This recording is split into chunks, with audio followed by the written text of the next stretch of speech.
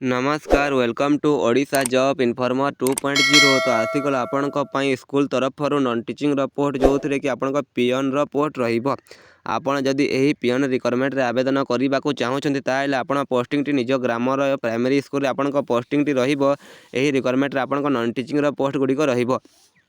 आपण कौन भी परीक्षा हेब ना सीधा सलख भर्ती रही अछि। जदि आपण आवेदन करने को चाहूँगी ताहले मु आपनको एही वीडियो रे एही रिक्वायरमेंट एज लिमिट कौन रहिबो, क्वालिफिकेशन केते पढ़िथिले आवेदन करि पारिबे, लास्ट डेट केबे अछि, हाउ टू अप्लाई केमिति आवेदन करि पारिबे मु आपनको संपूर्ण तथ्य जणे देबी। तो आपण एही वीडियो को शेष पर्यंत देखंतु। Odisha school peon and teacher requirement 2025 रो डिटेल गुडी को देखिबा को गले ऑर्गेनाइजेशन नेम टी रहिबो दी सामर्थ स्कूल फॉर एमआर गंजाम जिला तरफर एही रिक्वायरमेंट टी आसी अछि।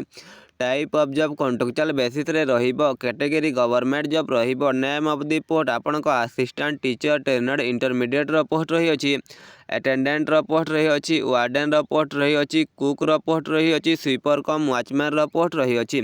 एप्लिकेशन मोड आपण ऑफलाइन माध्यम रे आवेदन करि पारिबे। Who can apply all Odisha candidate एही पोस्ट पे आवेदन करि पारिबे।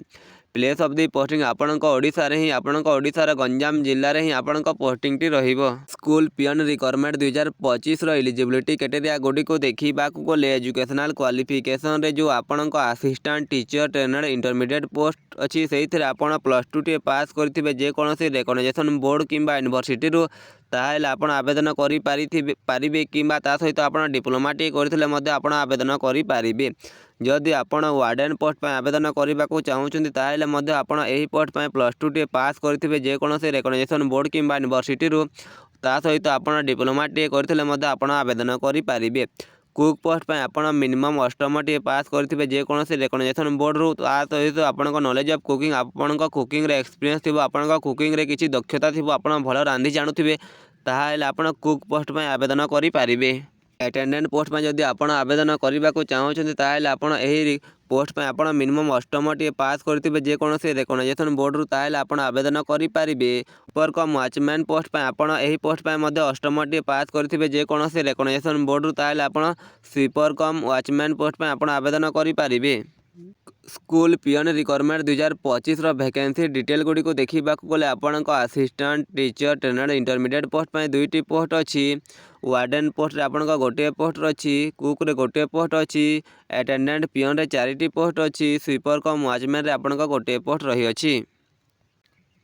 एज लिमिट देखा गले एज पर requirement notification candidate age limit is आपण मिनिमम एज पोस्ट वाइज रही अछि। तो किसी पोस्ट पे आपण मिनिमम एज 18 वर्ष रही अछि और किसी पोस्ट पे आपण मिनिमम एज 21 वर्ष रही अछि। मैक्सिमम एज आपण सबू पोस्ट पे 42 वर्ष रही अछि। एज रिलैक्सेशन एज पर गवर्नमेंट रूल हिसाब रे जदि आपण ओबीसी कैटेगरी हेतले आपण 3 वर्षर एज रिलैक्सेशन दिया जिवो। एसटी एससी पीडब्ल्यूडी हेतले आपण 5 वर्षर एज रिलैक्सेशन दिया जिवो। एक्स सर्विस मैन हेतले 5 वर्षर एज रिलैक्सेशन दिया जिवो। पीडब्ल्यूडी एसटी एससी हेतले आपण 15 वर्षर एज रिलैक्सेशन टी दिया जिवो।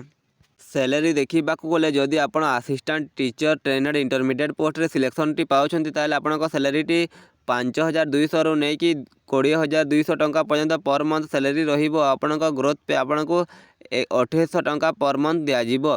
वार्डन पोस्ट पे मध्ये आपण मिनिमम सैलरी टी 5200 रु नहीं कि 20200 टंका पर्यंत रहिबो और एइथरे मध्ये आपण ग्रोथ पे टी 2800 टंका पर्यंत रहिबो पर मंथ। कुक पोस्ट रे आपण 4850 टंका पर मंथ सैलरी दिया जिवो और ता सहित जोटा कि आपण मिनिमम अछि और मैक्सिमम आपण 14680 टंका पर मंथ सैलरी अछि।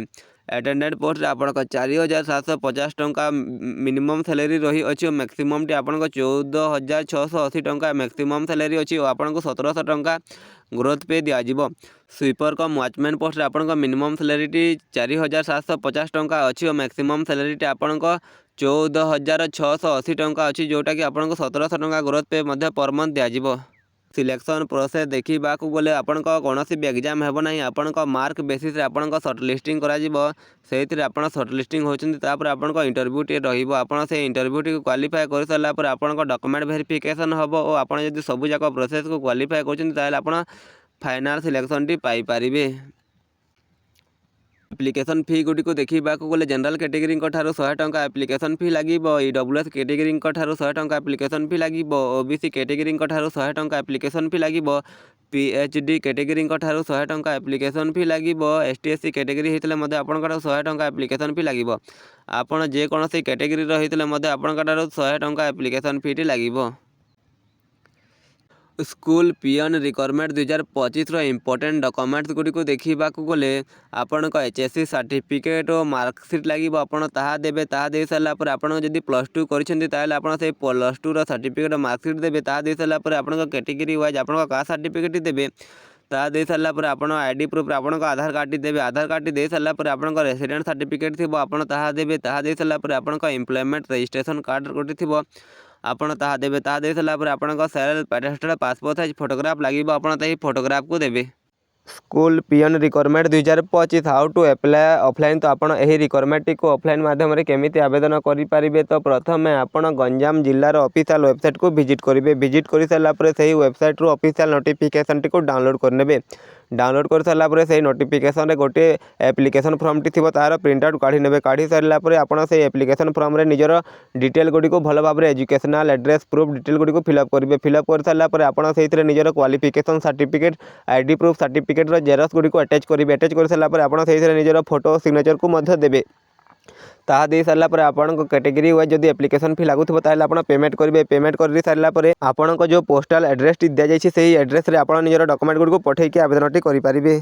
पोस्टाल एड्रेस टी आपण है postal address general secretary Ganjam district orthopedically handicap welfare association block colony quarter number 21 Netaji Subhash Marg Chhatrapur pin number 761020 Ganjam. तो यही पिन नंबर आप निजर डॉक्यूमेंट गुड़ी को पठेकी एप्लिकेशन फॉर्म टी को सबमिट करेंगे।